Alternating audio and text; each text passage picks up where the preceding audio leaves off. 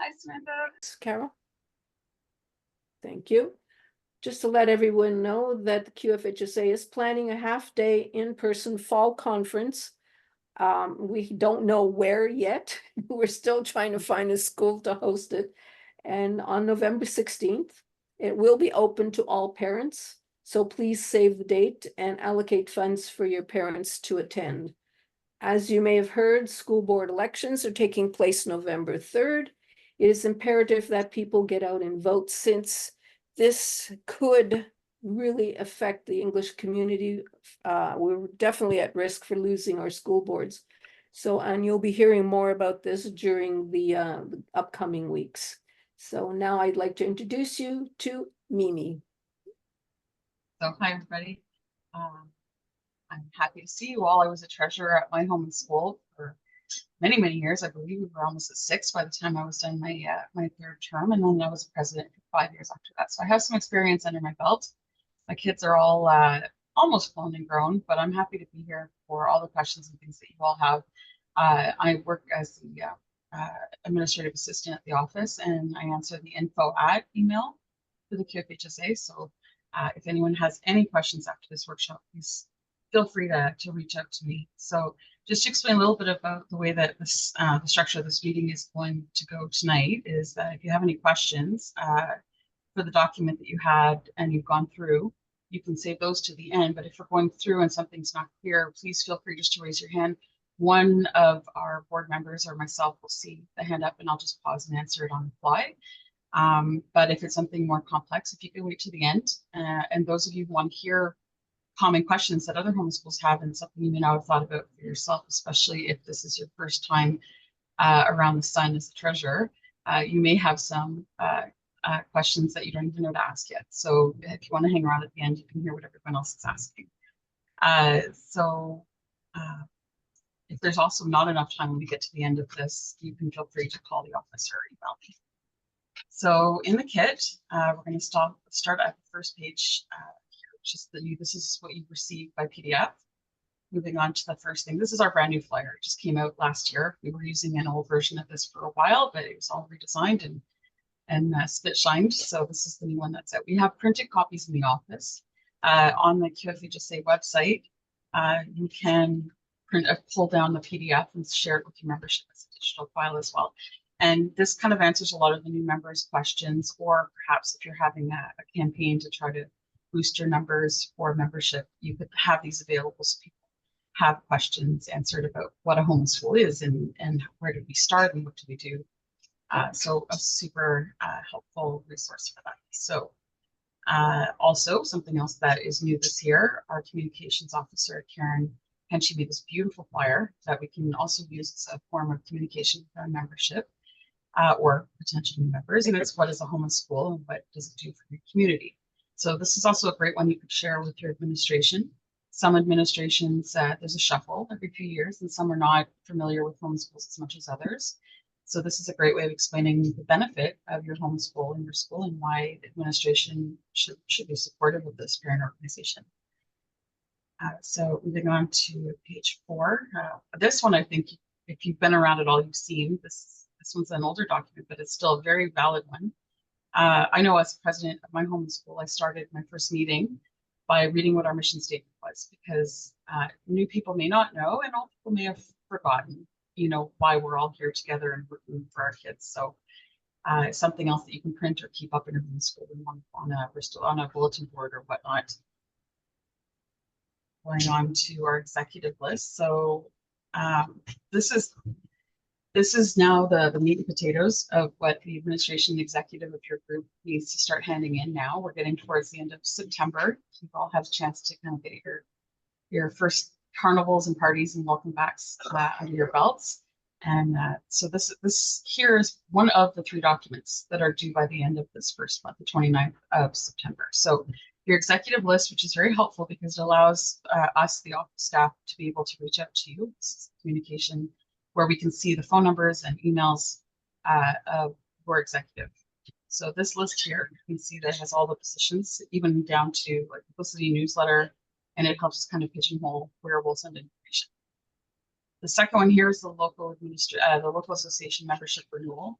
And this is a document that's sent in every year from all home schools. So whether your home school is brand new, or whether your home school's been around since you know the 40s, this is a document that needs to come in every year. So it does need actual signatures this year. We started that last year. During COVID, we were accepting electronic signatures. So if someone can print this out in your first meeting, you can, president, treasurer, vice president can sign the bottom here, and then you can take a photo with your phone and just mail it in. Or if you're still running on dual signature checks and you want to send in your admin fee, you can send in the actual copies. So this is, speaking of the administration fee, the document that comes along with that. The fee is still $50 this month, and it pays for your participation in our provincial organization, excuse me. So then again, this is just your specification. $50 again due on September. So I'm going to run through just a brief highlight of some of the dates that are coming down. You can take notes. There's nothing. Oh, I'm sorry, Heather, you have a question? Sorry, yes. I was trying to Beechwood, unmute go. myself. Yes. So we're in a bit of like a situation right now where I was voted in last year like to take over as treasurer this year, and all of our other execs are gone. They ended at the end of last year. Their kids left. So we're in the process of doing the voting.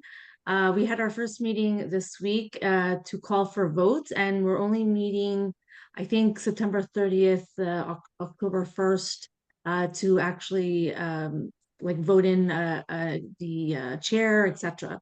So all those forms that you just said, I started preparing them, but I just want to know, can I wait until we have our new exec team in, or so it'll be at the beginning of October and I'll miss the deadline, or do we really need to hand it in before? So of the three forms, the most important one is the renewal form that you saw. I'm just going to back it up so we can show you which one I mean. This one here with the highlights and whatnot. This would be the most important one. If you don't have a named president in a position, you have the treasurer. Here you can just put a member, a paid member from last year, because their memberships are still good until September, until the membership fees are due in your group. Okay, so I could put I could put two paid members to fill in the president and the membership chair, Yeah. even if they're not in that position. Temporarily, and then when you've had your election, you can update your forms after that, but just so that you can stick to the deadline for that. I would be less concerned about the actual contact information, the executive list, because obviously Yes. the executive being voted in, there's something to put down here. So that can be a version that you can send to us later on. And then of course the administration fee, it's that is due on September 29th or before. But as treasurer, are you signed with the bank right now? Can you actually Yes. So I switched over with the last treasurer. I'm just I had to have our sorry, our outgoing chair signed because she's still on it until we get our new chair. So anyways, I'm in the process of dealing with the bank. It's almost done. Probably by this next couple of days, like I'll have access to it.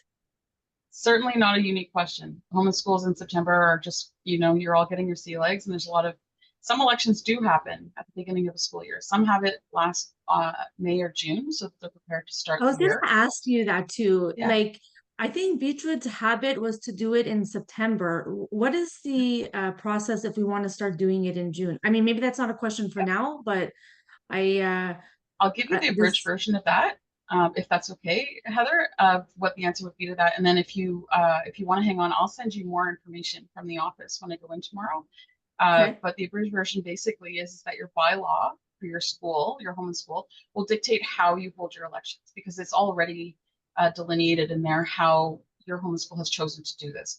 Your bylaws are changeable. So once your executive has been voted in and you guys are having your regular meetings, you might want to form a small committee of paid members to go over your bylaws and make a list of amendments you'd like to see in it, including changing the elections to late spring, if that is more convenient, which I find it was. I know in our school we did it in May every year.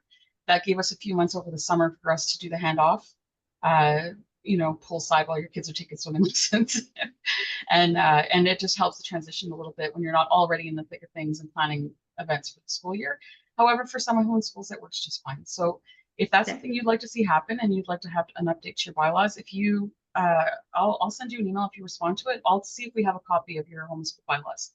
And then So we can- actually just I was on the committee at the end of last year for the Constitution.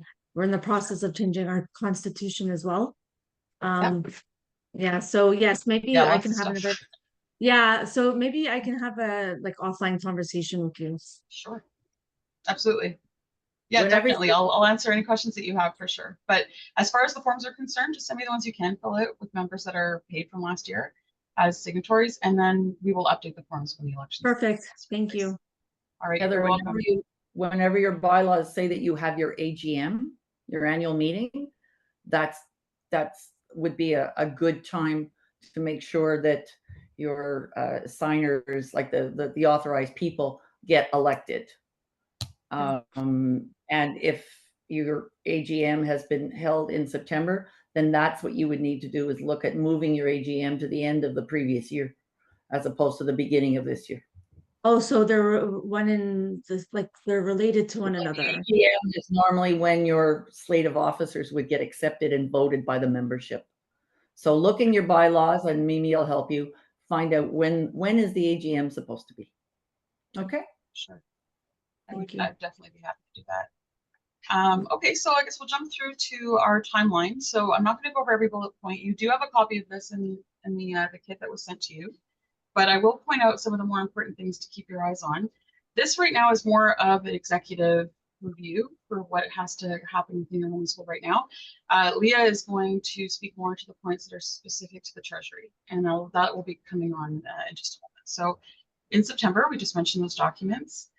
Your membership recruitment is also very important at this time of the year to try to get those new kindergarten parents or cycle 1 parents involved in your homeschool early on in the school year. So Meet the Teacher Night is always happening around this time, as are carnivals, as are Terry Fox runs also coming soon. You might get a table out with some flyers and membership forms so that they can sign as they arrive if they'd like to join. You can even bring some Tim Hortons Timbits, and it's like, trade a membership for a donut, but it's a great way to get people to sign into your homeschool.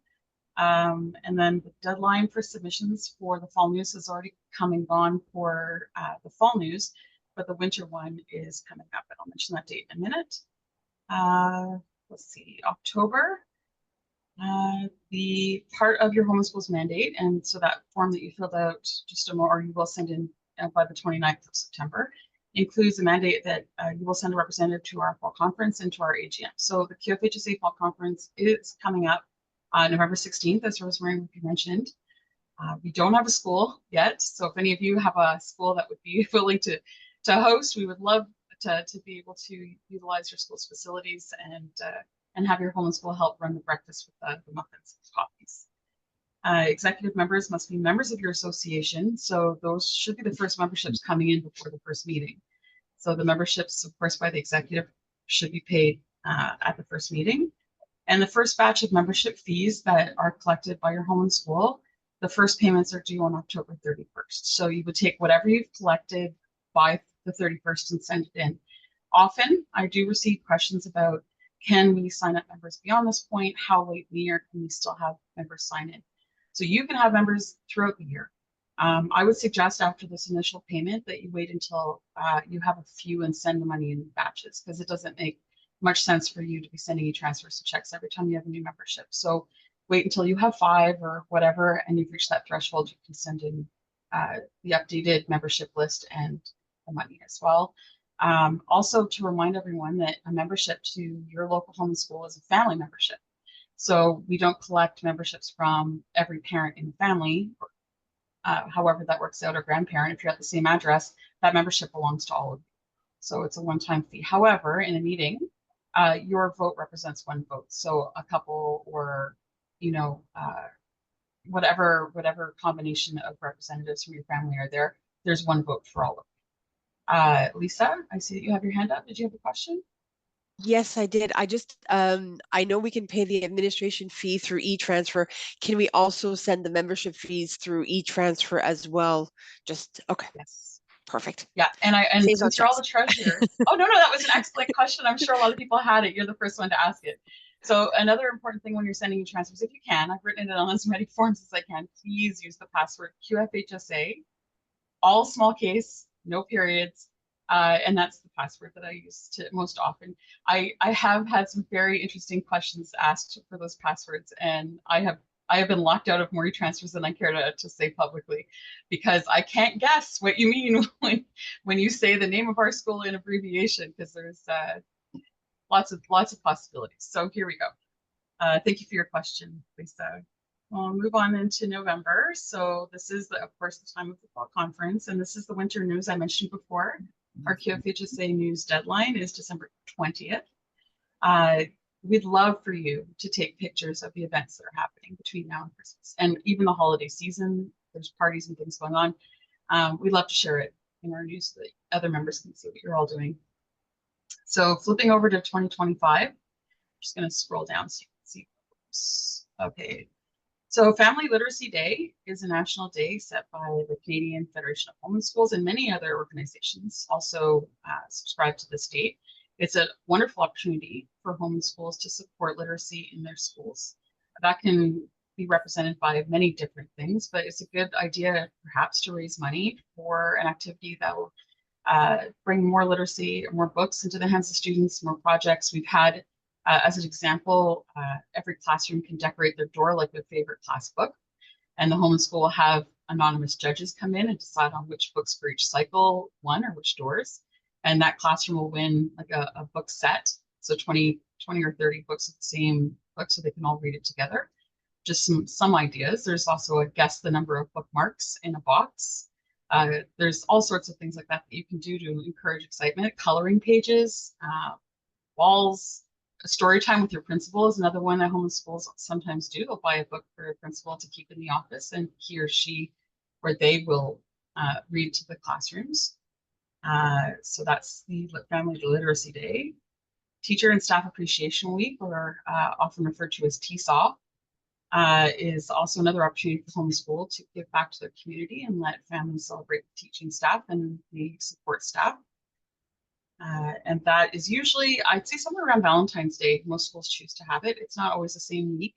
Some schools choose to have it after spring break or just before, but it's usually about that week, the second week of February. So if your home school has concerns about the state of education, think about submitting a resolution to our QFHSA Rights Committee around that time. So in January-ish, the resolutions committee will sit down together and create a list of resolutions that QFHSA will put together for the AGM. Let's see, moving into February 1st is the deadline to submit a final membership list. So we need to receive everything, payments for memberships, up to date, obviously, an updated membership list, obviously your $50 administration fee by February 1st. So that is the first day of our renewed policy for our insurance. So every year on February 1st, our policy renews, and a part of that process includes submitting a list of member schools that are in good standing, what we consider in good standing, which means we've received documents from a year prior. So for this year, that would be documents from 23-24, including the president's report and a signed treasury report. And then for this year would be all of the 3 documents I showed you prior to this, an updated membership list, your membership fees all paid to date, as well as your administration fee. If all of those things are complete by that February 1st deadline, then your school will be in good standing and on our insurance list for the final half of the school year. And of course, the beginning of the next school year. So let's move down the line. Let's see, for the spring news, again, those photos to submit, the deadline is March 10th. And for the QFHSA AGM, which I mentioned just a moment ago, that is another of the 2 things that you need to send a delegate for. So this is done online, our AGM, and this is where we vote on those resolutions, and we nominate directors, and then we vote in directors. So these are very important things to be there to do. So if you can do already now, you can also talk about it and see if anyone's willing. Late April is our registration beginning for the awards dinner, which happens in May or beginning of June, depending on how the weekends and holidays fall. And that is the celebration where we celebrate your local home and school members who receive Golden Torch and Unsung Hero Awards, which are nominated by you, your own members. It's also an opportunity for us to celebrate a very select few people who win our larger awards, our major awards. And more information about the awards is on our website. So getting towards the end of the year, May and June, after the AGM, we have our offices are closed for a month and a half during the summertime. So it's a good time if you have closing questions. June, beginning of July is a great time for you to start sending anything else that you might need us to help you with. If your AGM is held in September, let us know so that we know, just like Heather was mentioning before, it's a bit different for every home school. So if yours is different and you need more time, just let us know. And then the president will submit an activity report by July 15th of every year. And the treasurer will as well. Now, the only important thing to remember for your treasury report is it has to be as detailed as you need it to be. There is examples at the end of this presentation just to see an idea of what other people have submitted. But remember that that is something that your president needs to sign. So when it gets sent into us, it's signed by you, it's dated, and it's signed by your president and dated. So that president can confirm that they've seen the numbers for their home school and sign off on that. All right, so that is probably the most wordy part of this whole presentation, is to get through that list. I'm again not going through every single point here, but we do have our list of treasurer duties and job descriptions. So I believe that this is where Leah is going to come in and give us a little bit of a rundown of what is expected of you in your executive position. So Leah, take it away. Thanks, Mimi. I can't see all of the detail on this in terms of speaking to you and reading this because it's very small, but I have some notes here to highlight.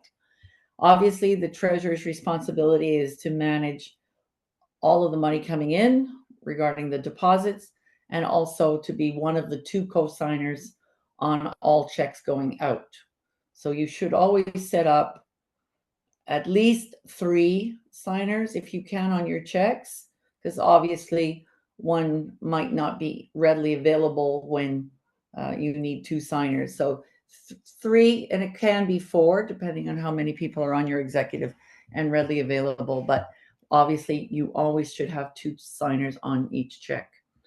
Do not pre-sign blank checks.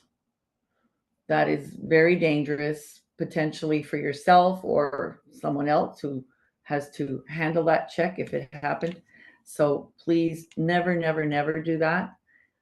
The only thing that I can recommend, that I know from experience that we have done in the past, obviously sometimes, and I can use pizza lunch as an example, somebody has to be at the school with the check made out for the right amount to pay the pizza man when he comes at whatever, 11 o'clock with the pizza.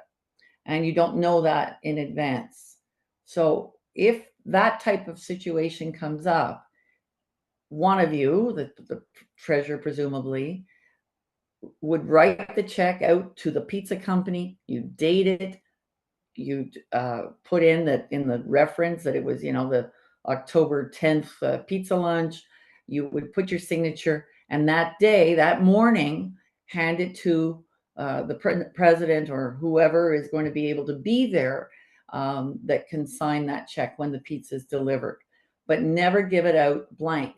At the very minimum, if you have to wait for the amount and the second signature, make sure that check is dated and made payable to the company that is going to be receiving that check, so that no one else can cash it. Obviously now more and more schools are doing banking online. We do have schools who have older bank account relationships with their banks. Some of them were, the very older ones were called association accounts. So they were like personal accounts, but they had a label attached to them at the bank where the bank looked upon them as associations, and they were not considered business accounts. If at all possible, if you have one of these accounts, get it changed over to a business account. Most banks would like to do that these days, and if you have one of these old association accounts, you're probably flying below the radar if the bank has not already come to you asking you to make sure you have a business account. We want to make sure that your things like debit cards, which could be available under association accounts and could potentially have the ability to withdraw funds. You do not want to have that type of debit card. If you do have a debit card for an account like that, you should probably consider having it locked up at the school in their safe. Business accounts do have a debit card. They allow you to do transactions in terms of deposits at the bank machine, but you do not have the ability to withdraw funds. So it's a safeguard for the school. It's a safeguard for you personally. If you are doing e-transfers, like we had a question about e-transfers, make sure that any e-transfers, that there's guidelines on those transfers for approximate values that they should be, not to exceed $100 to supplier ABC, not to exceed $200 to supplier XYZ. When you do get those amounts later, have them approved at your meeting so that the actual amounts are documented. Make sure that passwords are changed on a regular basis. Obviously, if you're taking over from somebody else, you might, you know, make sure that you have your own password, that passwords are not just handed off from person to person to person, because then it ends up that, well, way too many people know what those passwords are. If at all possible, each meeting there should be a financial statement or financial update. Financial statements take a bit of time to prepare. I would say at least every second month there should be a real financial statement. Obviously, every month the treasurer should be giving an update. Obviously, some months you will have next to nothing happening, and you can report that. And then the following month you'll probably have a concert or extra pizza lunches or something, and then, you know, follow it up with a real financial statement so that the members around the table know what's happening and where you stand. Prepare a budget every year. That could be done at the end. It might be done in some schools, I'm aware. It might be done in conjunction with the getting approval from your governing boards to have certain activities, either this year or next, or if it's done in the spring next year. And if you're getting approval for certain events to be held so that you can advertise those events, that's a good time to sit there and budget what you think money might come in, what are the approximate costs, and start building a budget so that you have an idea how much fundraising you need in order to do what you would like to carry out in the school if you have any major plans, or what are we able to do because this is how much money we expect to be able to bring in. Year-end reports, obviously, Mimi's already mentioned that those are very important, that you get those in at the end of the year. Arrange for a review. That can be as fairly simple, but what it means is that someone else, either somebody on your executive, it could be another member of Home and School who maybe has some financial expertise also, and they're not the treasurer, but they have a fairly knowledgeable eye. Have them sit there and review your books. Just go through, review your list of expenses, the check stubs or the summary in the Excel spreadsheet that you've prepared, review them. Make sure that, you know, the pizza lunch went to the cost of pizza lunch, just double checking that all of the revenue and the expenses were properly coded, because if only one set of eyes is looking at it, it is easy to make a mistake and miss it. So that has the guarantee that a second set of eyes is looking at it, and at the end of the year, when it all is said and done, that everything has probably been extremely well accounted for. NSF do happen, probably a little less than maybe they used to if you're accepting a lot of online payments, because online payments don't go through with their NSF, obviously, but checks still are around, and NSFs.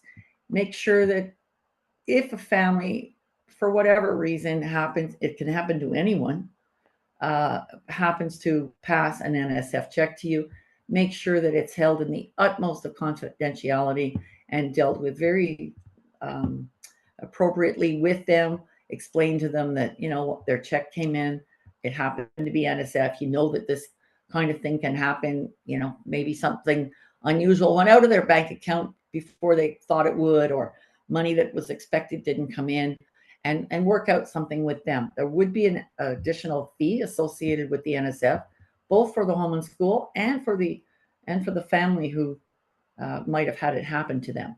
So work out something with them. If they're having a little bit of a hard time, maybe say, well, when can you get us the cash? Maybe the cash is the best way to handle it. Make sure that all of the financial decisions are passed at your meeting. Occasionally now, some decisions have to be taken sometimes between meetings by the executive, by email. Make sure that if that happens, bring it back to the next meeting and make sure that that decision gets ratified and documented in the minutes of the next meeting. That way you'll always have the appropriate backup for any decisions that were made between your monthly meetings. If you need floats for events, if you have to have cash, obviously lots of people are using the squares and other electronic devices, but if you need the floats, try and get the appropriate amount of floats. Don't get more float than you need, because you're only going to have to count it and send it back to the bank, but make sure it's sufficient and in the right denominations. If you're dealing with a bunch of kids, you might need some dimes and nickels. If you're dealing with parents, you might not need anything less than a loony and toonie. Charitable receipts can only be issued by QFHSA, and only for projects that schools have entered into as a project with QFHSA. So it's not a subject we'll be talking about tonight. It is possible under certain circumstances. And if you have a project that you want to ask about, check with Carol. Carol Mindel at QFHSA. She'll be able to lead that through. She's just put her hand up. And there will be a workshop at Fall Conference to give you a little bit more information about possibly applying for charitable status. Some schools have done that. Are we on page what now, Mimi? I can't see page numbers, so. We're on 13. Keep your eyes on that money. Oh, okay. Sorry. Don't take money home. After every event, you should find a buddy or have a couple of buddies that are volunteering to go off in a corner and quickly count the money, get it bagged up, ask the principal, or if the home and school has a secure locked facility, great. If that's not the case in your school, ask the principal if you can put it in. They all have safes in their offices. Ask them if you can put it in overnight and come back and deposit it the next day. But get it counted. Don't take it home. You're putting yourself again at risk. You could be risking other people as well. So try to do everything as much as you can the same day as an event. If you can't do it because of time or whatever, two of you work, bag them, whatever it's up, put it in the safe for the night. If you can't stay, it's midnight and you got to go home, put it in the safe for the night, and then arrange with the principal to come back the next day. And again, two of you sit down, count it, and proceed. I mean, as long as there's two of you and it's locked up in between, at least you don't feel that you have to stay there until 1 or 2 o'clock in the morning if you've had some sort of very special event. Yeah, can I just jump in 1 second? There's something I didn't put down here, is that it's also important, if you're having a large event with a lot of floats running at the same time, that you would designate a person, whether it's you or someone else, to do drops throughout the night. So no one cash box is carrying hundreds and hundreds of large dollars worth of large bills. I know we had a homeschool box with a slit on the top so that students could drop in forms. That's a good place to sign on the envelope what's in it, seal it, drop it in, and when you do your count at the end of the night, you open your box, grab all your envelopes, and then everyone can count. But just so it's not sitting around out in, well, carnival as Mimi said, if you've got too many floats sitting around with cash, obviously the more and more we go along, there's a little bit less cash being dealt with. But if you do have cash, the more that there's left lying around for hours during an evening or an afternoon, the more risk that something could happen. One float could disappear. Some money could be removed without anybody noticing. And therefore, what Mimi's saying about doing a periodic packaging it up and sticking it in a safe or the home and school lockbox or whatever, and getting it out of the way as the event goes on. Don't take large deposits to the bank by yourself if they are large. This obviously happened a lot more in the past, but it's still, you know, if somebody knows from your community that you're going to be toddling off to the bank with $5,000 of cash the next morning, at least have a buddy go with you. And again, debit cards are dangerous. Try to not have them at all unless they are the debit cards of a business account, which allows you to use a ATM, but not to withdraw funds. Treasurer's tips, is that? Yes, tips for treasurers. That's the screen you have. Thank you. If anybody is giving you cash payments for things, like say you have goods that you're selling, school T-shirts or whatever, give people a receipt. You can still get little receipt books at the dollar store. Give them a paper receipt as a backup for the cash that you've received. Reiterate again, don't sign blank checks. If there's children, if checks are coming in from parents, maybe your teachers are collecting some of this too, is make sure that the child's name is on the reference line of the check, because you might get that check and maybe you know that Sue Allen is the mom, but John Doe is the dad, and the name on the check is John Doe, and you're not sure, you know, so you want to be able to match up children and payments. So if necessary, use that reference line to make sure that either yourself or the teacher, if the teacher's helping you out collecting, has the child's name on there. Ziploc bags and all these kind of things are great, handy sources of being able to count money and divide up money and count coins, etc. And make it easy for your staff as well. If you're using the teacher, like I said, make sure that anything that you ask them to do, you've organized it in such a way as to make it as transparent and seamless for them. Obviously, you're going to get way more cooperation if they're not stuck feeling like they're having to, you know, roll coins or bag all kinds of things. If you could come up with a system, depending on what your event is, make it as easy for the teachers, and it's going to give you way more cooperation from the staff down the road.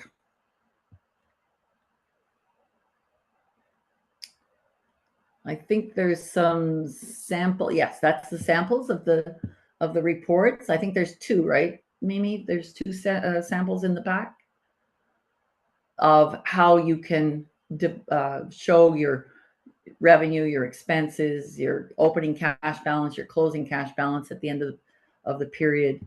Those are a couple of suggestions. If any of you are acting as treasurers and have any financial knowledge, well, you'll probably come up with your own system, but these are quite clear and easy to follow if you're doing this job because you put your hand up and you don't have a lot of expertise. Yeah, this is and these are actually where we were given permission to share these with all of you.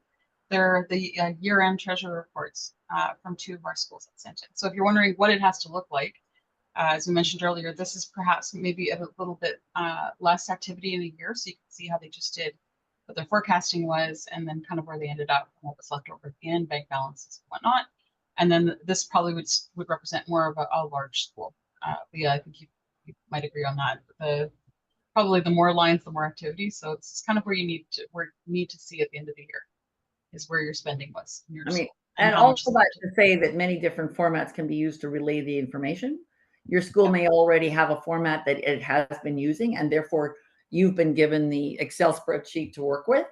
So if you're happy with that presentation, then continue to use it.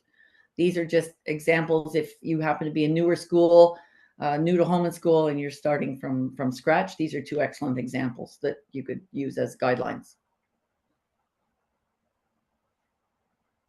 Okay, so Leah, I'll just pop in and take over for the fundraising. Tips for fundraising. Yeah, I would. Thank you very much, Leah. That was very informative, I think, for all of us. Leah has so much experience that we always are happy to have her here in the trainings. Before I move forward on these, though, I did want to bring up a point about the spreadsheets. Is that this form of record keeping might be a foreign concept to some of you who've stepped up into treasurer positions. Not everyone who becomes an executive in treasury has done this before. So Right. I do have experience in a lot of different levels, either smaller or larger schools. If you don't know how to start your treasury right now, call to the office. I can have a one-on-one Zoom with you. I can help you get your spreadsheet set up for the year. And the reason I wanted to punctuate that is that September, October is the time to get yourself organized. If you end up past Christmas and you haven't been organizing receipts or your ins and outs or tracking e-payments that are coming in, it can be a snowstorm.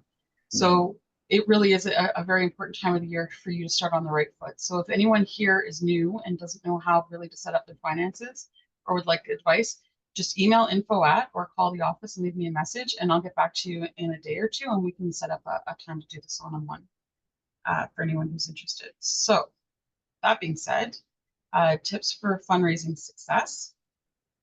One of the more important things that the board and the office staff would like to put forth this year is that we need to home and schools to look at your finances right now.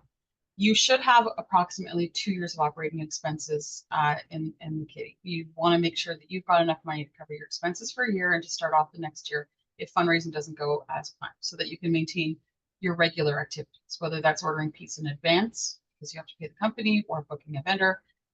You'll kind of know what your yearly, rotation budget is. However, there are a lot of home and schools right now, as per last year's reports coming in, that have absolutely enormous balances for home and school. That's not okay. So the whole reason that we fundraise as home and schools is to give back to our school communities. So it's not a business. So a non-for-profit is exactly that, and it's not a misnomer. It is literally for us to raise and give back and not to profit from. So it's important that those balances are, if you have a problem with a large balance and you recognize that, one of the best ways that you can do in September is to look forward to a giving campaign during the school year and meet with the administration and meet with other parents and decide, does your school need something? Are you lacking in something? Do you need to make a plan? Because you can earmark that money for a long-term plan of spending, but it needs to be decided, reported, and agreed upon by everyone that that's where the money is going to go. If there are no large projects this year and you're carrying a large balance, another suggestion could be that you scale back on your fundraising activities. You could do a not for money raising purpose event. So you could make a free, hot dog, burger, whatever afternoon. You could have a carnival. You could pay for a winter activity outside at no cost to the school or to the parents to increase your spending. But whether it's increasing your spending or reducing your fundraising, this year we asked that all the home schools take a realistic view of their budgets and make sure that they're not holding on to too much money. So for those of you that are not blessed with large bank accounts, we go into our fundraising success options. So having a clear financial goal before evaluating the products and how much you want to spend. So you don't spend money you don't have or before it's raised, spend the money that you can afford to spend on something. And then try to figure out what it is that the cost is going to be before you decide on what your allocation is going to be. So an example of this would be reaching out to staff and asking them to submit ideas for spending. Like, what would you like to see in your classrooms? Things that typically win out are projects that will involve more than one classroom. So whether it's a grade or a cycle or the whole school in general, we ask that teachers or administrators or other parents submit like an invoice of what things might cost. So they could go shopping on Amazon, put everything in their cart and take a screenshot. So you know what shipping and taxes are, and you have a general idea of what you can allocate. They can present who that allocation is for, like which grades it will touch and how many students will be involved in that. And then present it in your agenda in your meeting. And that way the members can vote on that spending and it can be included in a current allocation. At the end of every school year, you should be looking forward to the following school year and come up with an idea of how that money will be spent and come up with your budget for the year. So what's coming up, and then all of you can vote on what the allocations would be for the following school year ahead of time. So when you're out of the gate in September, you already have an idea of where that money is going to go. So don't let your programs fizzle. Some organizations will lose interest once a program begins. Stay motivated to the end to ensure success, but limited time. So don't be afraid to change directions with a fundraiser, but complete it all the way through in that year. Don't let it fizzle out. Don't let those parents who did support it have to wait or whatnot. So if it hasn't done what it's supposed to do, visit a different idea. Fall conference is a great place for ideas. We have a lot of vendors who come that you get to meet and greet before the workshops happen and the regional councils at break and at lunchtime. So you can get all sorts of flyers and ideas for fundraising. So don't let your organization, this is a good one for Treasury. You wouldn't think it's a fundraising idea, but watching bank costs, hidden costs for freight, shipping, if companies are requiring you to put half the money up for the prize that they're offering, things like that. That's all hidden costs, and that money could be going towards the students in school. So try to keep your pockets closed and your purse strings tight, and try to keep a tight ship as a treasurer. It's also great as treasurers. We tend to be a little bit more frugal, anyways, in general as a population. So it helps to keep some of our more spendy home and school members remembering that these costs are important to remember. So we can keep energy levels high during fundraising by letting the school population know where you're at. So as an example, at our school, we raised money for a playground, and we had one of our homeschool members make a large thermometer that was placed in the entryway of the school. So as parents, teachers, students, and stuff like that were coming in and out, they had an idea of where our fundraising goal was at. So it was motivating. Let's see. So before you send everything off to companies that you're doing business with, make copies. They're not always as great at keeping record keeping as they are entertaining the kids and doing the fun stuff. So just make sure you have a copy as a treasurer of all documentation. I was asked this question this year, and so I did look it up with the CRA. Your financial documents, your contracts, things like that to do with your finances. If you're a large school, try to keep them between 5 and 7 years. Smaller schools can get away with 5, some as little as 4. I wouldn't go much less than that, keeping your financial documents around. Avoid fundraising fatigue. So that touches again about if you have a big bank account, give your parents a break. They don't need to fundraise every year if you have the money to continue your activities. Rely on your product fundraising campaign professionals to suggest advice. So people running these companies that help us, they do have a lot of great ideas and resources. And have fun, because parents and communities donate more and give more if they get an experience out of it. So sending a flyer home with no pizzazz and expecting a good response is different than having balloons at the front of the school and a pep rally or something that gets the energy going around your fundraising. And remember, the fundraising really translates into money returned into the school and the way that we're able to enrich our children's classrooms, because money just sometimes is not there to do the things that teachers would like to do. But us as parents form an organization such as the home and school so that we can provide that financial help to classrooms and to the school so our kids get the best of their education. So survival skills for executives. So this is a very important page here for you treasurers. It is a massive job. Treasurer is probably one of the heavier executive jobs to have. There's a constant level of work. You're kind of dedicated to doing 2 to 5 hours a week of work to maintain your treasury. And so I think it's best if you first start by prioritizing what you need to do. Come up with a schedule, a day of the week that you sit down to do your treasury. You could come in a half an hour before the bell rings on Thursdays, and that's your treasury day. You can meet other home and school members there who can go over things with you. Don't be afraid to ask for help. Rely on your committee chairs, to do a lot of paperwork for the fundraising, keeping track and whatnot. Work early on in the school year to set your goals, so you're not waiting on the administration portion of the planning to do your treasury or approvals. You need to go to governing board at the beginning of the year. Your home school needs to ask permission to use facilities, permission to solicit funds from parents for fundraising purposes. That's something that I think a lot of parents don't realize that are new to the school system, is that we as a home and school operate as an external organization. If our plan includes for fundraising or for fun or for whatever it is we want to do and use the school, that is something that we need to run by the principal, and we need to have approval at a governing board. So if your governing board allows for homeschool to have a point on their agenda, it would do a lot of good for your homeschool to nominate someone within your organization to attend the monthly governing board meetings with a list of what it is that we've done, so activities up to date, and what's coming up and what facilities might be needed. You should have an idea when you're asking permission for a fundraiser of who will benefit from your fundraiser, how much you expect to raise, how much you expect them to charge for an event, which is really important, the date and the time, and the name of the vendors, because a lot of schools will insist that you have an approved vendor through the school board to work within your school. So they have vetted vendors, and once you've given them the name, the principal or one of the board members will look into that. So keep in touch with the second most important person, the school secretary. She or he or that they are the most important person. They will know what's going on in the school. They can get your messages to the administration. So, you know, personality conflicts aside, or if you really get along with them, it's a relationship worth taking care of to make your job and your life a little easier. Consult with your principal. This is a good thing for the beginning of the year. Usually the week that the staff is back and the students aren't, the administration will set aside a time to meet with you. You can go president and treasurer together and then make your list of activities that you're planning for the year and just make sure the dates are okay. So there are a lot of schools that have contracts with Chartwells or with other food vendors. And in that contract, they will state openly how many days a year the school is allowed to organize a food fundraiser.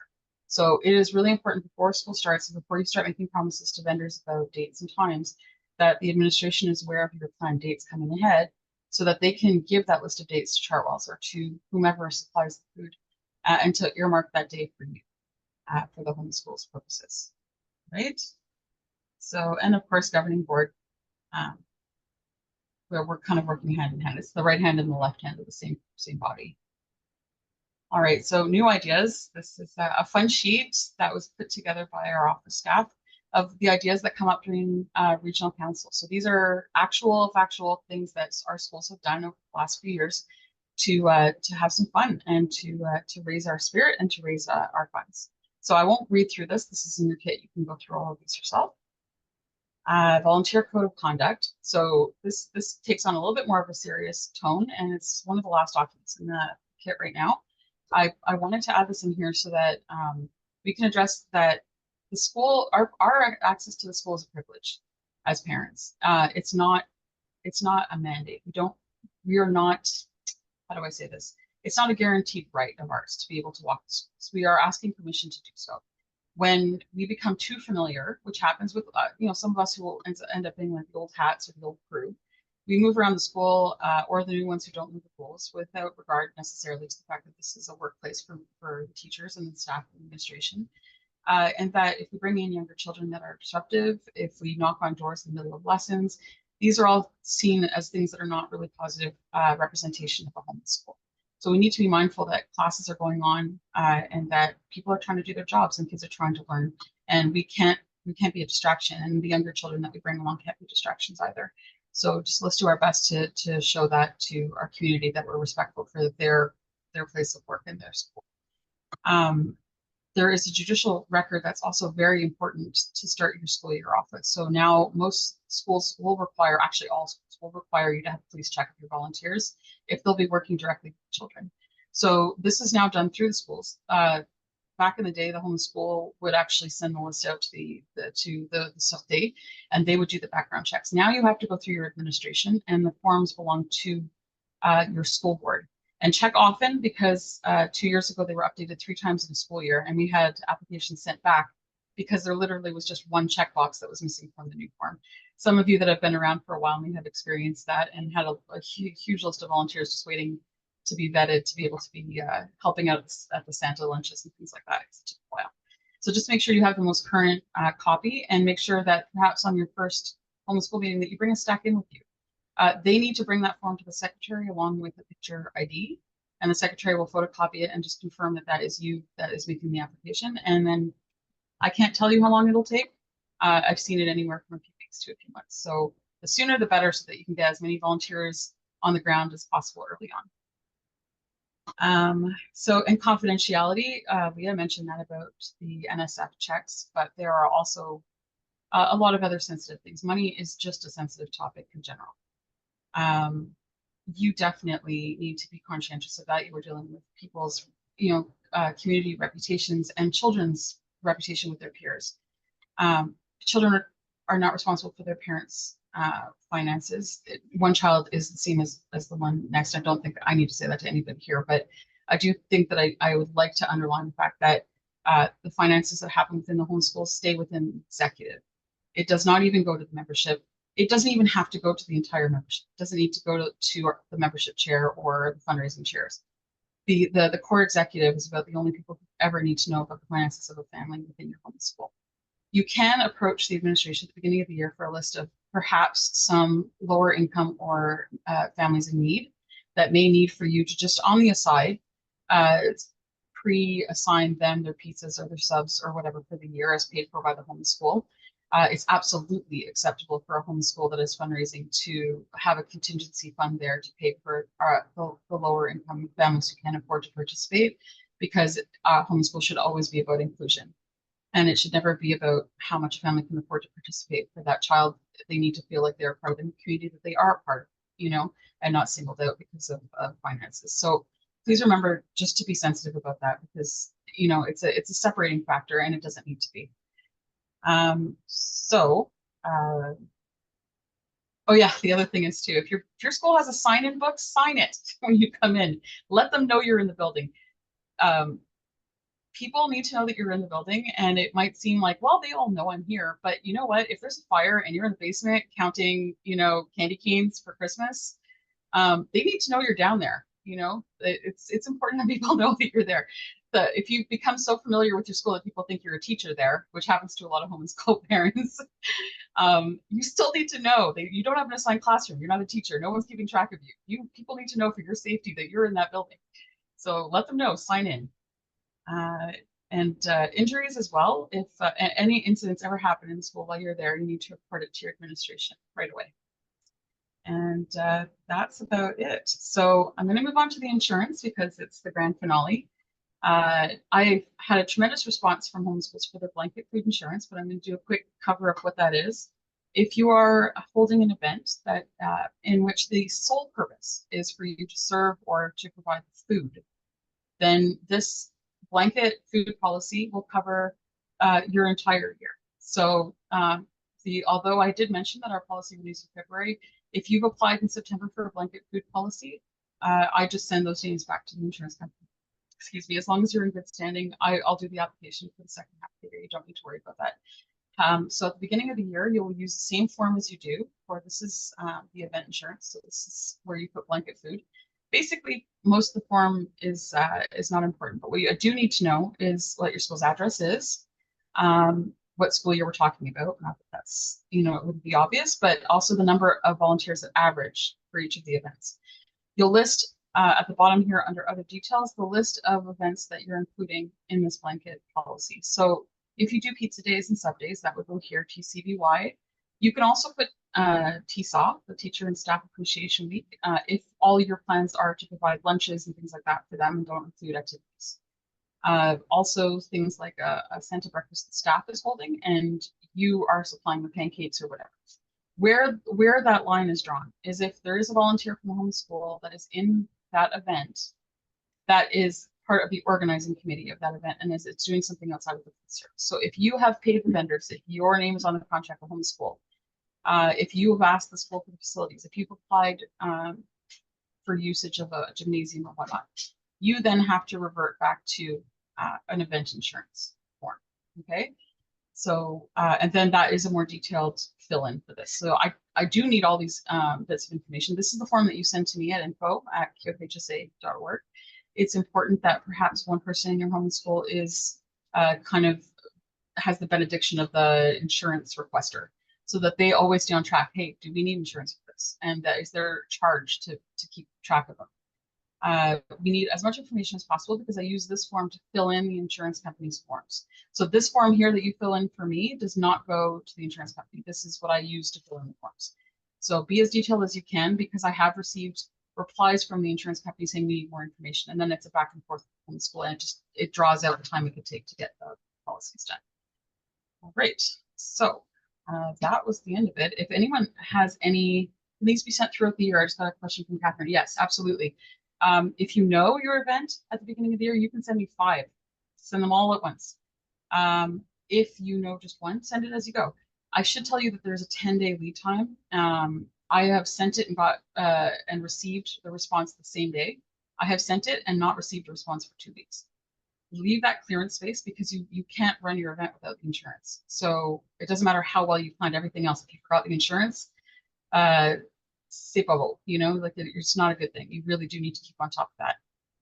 You can always send me an email if you're in a rush. I try to call them if there's a problem with something like that, but it really is just few and far between, please, because if everyone did that, it would just be it would be a storm. So that's that.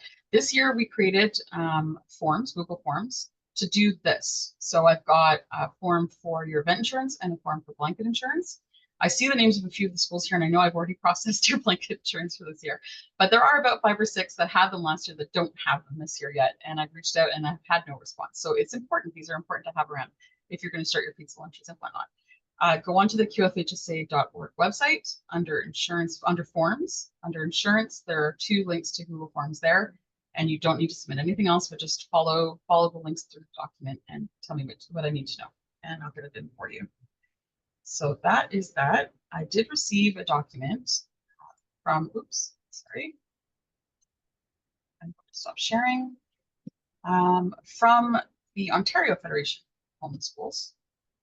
And it was very last minute, so it's not in our kit, but I think I will send it to all of you because it is pretty pertinent. Go. It's not going to be the prettiest share. I apologize because I don't have it all set up. But so I'll tab through this. All right, so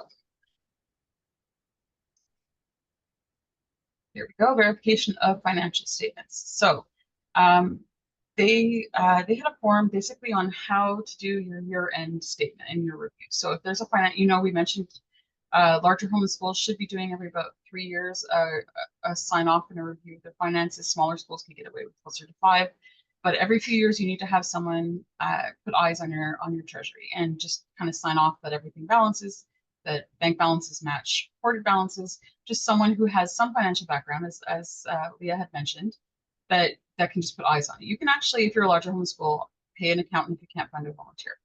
So these are just the outlines. I'm not going to go through it. It's a last minute edition, but I do want to let you know that I have these and will be sending them to you all, everyone who is here, so that you can look through what a verification is in relation to audit, how they are very different, what it is that you should be looking to do. It's a fantastic sheet. So I will stop sharing that. Oops, I'll see each other. If anyone wants to turn their cameras back on, we're all kind of back in the Hollywood Squares for a little conversation here at the end. But did I just date myself? Sorry. No. Whatever the equivalent of that is for people who aren't kissing 50. I'm older than you are, and I remember it, so don't worry about it. Are you? I don't know. Somehow you look very youthful, Rosemary. I don't know. So let's see. That was it for that. So I'll invite Rose to open the question period. Leah is here for questions. I am as well. If you have treasury questions, Leah, I'm sure would be happy to answer. If there's office questions, say what. So Catherine from Hillcrest had put something in the chat. Was that question answered, Catherine?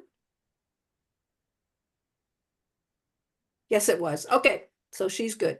So does anyone else have any question for Leah or Mimi? Come on, I've been studying all day. No one has any questions for me? Oh, I love the pooch. So cute. Does he have a question for us, Leah? The kit was super informative from Catherine. Yeah. Catherine I'm glad says to think so. The kit was super informative, so that's good. Yeah. I'm glad to hear that. I know every year we try to update it with a few new documents here and there, but it is pretty comprehensive. Like I was telling the directors that were here tonight, there's not really a lot that is not covered in the kit. So Melissa if there's any question, Melissa has a question. Melissa from Sunshine has a question. Okay. Yeah, hi. So we just became a home and school last April, And we actually got a community account. So I'm not sure. I remember saying that a business account was better. We just opened a community account last year, though. Okay, I'm so not sure. what I would recommend then, there's nothing wrong with the community account versus a business account, and you probably have gotten as good a deal as possible in terms of bank fees, etc. But Okay. please check out the parameters surrounding a debit card. Okay. Okay, that potentially is where a business account debit card is quite secure, because business accounts they don't, you know, gives you access, online access and ATM for deposits, but it doesn't allow you to do anything with withdrawals. Whereas the community account, if you have a community account and they may not have given you a debit card. I don't know. They did. Yeah, Okay. they did. They gave one to myself and one to the president. So please double check with the bank what capabilities you have associated with that card. Okay. And then if you have any questions, then phone the office and one of us can help you. Okay. But check, please. Okay, perfect. Thank you so much. Melissa asked on chat, what banks do we recommend? My personal experience is with, well, I have personal experience with Roslyn years ago with Home and School, and also with two other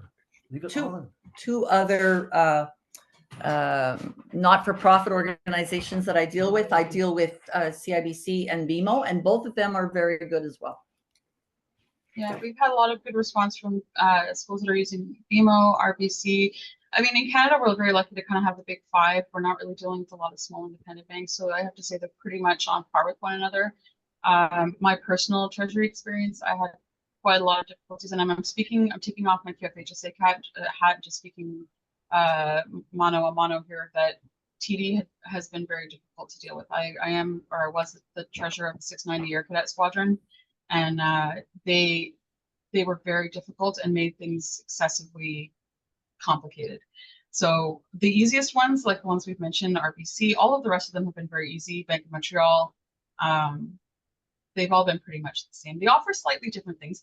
You can, if you have a very sympathetic branch manager, and I'm sure Leah can attest to that, if you have a personal relationship with the bank, you can ask for fee reductions because you're a non-for-profit. You can ask, and that's not odd. People may not do it and don't know about it, but going into a branch and speaking to a manager can get you a free account where you pay no fees.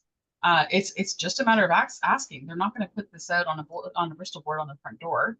But if you go and make an appointment with a bank manager or representative and say, hey, listen, I am representing a nonprofit organization. We don't have any queue. However, we are a community group. Would you consider waiving fees? And 9 times out of 10, they will do it if you ask for them to do so. If you have a particularly friendly bank manager or something. And my experience with one of them not-for-profits that I deal with, BMO has been very good about, as long as there's a minimum balance and we don't take it down below a certain threshold, then we get charged a monthly fee, albeit it's not very high, but it automatically gets credited as long as the balance is good. My one comment on CIBC that I have not liked in my dealings is that you are not allowed to make a deposit on Saturday. Royal Bank and Bank of Montreal, I can take deposits to either on Saturdays, which is often would be good if you were the day after a Friday night event. CIBC, you can only do it at the ATM. You cannot do it. The bank is open for things like, you know, they'll talk to somebody about a mortgage or whatever, but they're not open for regular over-the-counter banking. So be careful of that, since there's cutbacks now with the staffing and the size of branches on weekends. Thanks, Leah. Are there and any other questions? Actually, Rose, I just wanted to mention that speaking of branches, one of the things that was not blatantly obvious to me when I started my treasury was that you don't have to go to your branch to make a deposit. No. So if your branch doesn't have the hours you need, you can go somewhere else. If you have a better location to your home than the location that the school uses, go to that one. They don't care how they get the money. You put it in pretty much anywhere. And Mimi, it's not only that. It's even things like changing your signing officers. You don't have to go to the branch that your account is associated with to change signing officers. Any branch will Any handle branch. that today. Yeah. Actually, and I'm glad you mentioned that because it just jogged my memory. Carol had asked me to bring this up to all of you that many banks now are allowing signatories to be added through documents, e-documents, where you can do a virtual signature as well. So that might save you having to get together with everyone on the same day. You know, although little, you know, coffee, chat at the end is nice to have all be together. You don't have to waste the time to get everyone together on the program. So, Okay. Well, something to Melissa keep in from mind. Mountain View thanks you for that information, and that's great. Any other questions? Anybody else, please? If not, I will love to thank you all for coming tonight. This is great to see how many of you are willing to be treasurers and take on this task.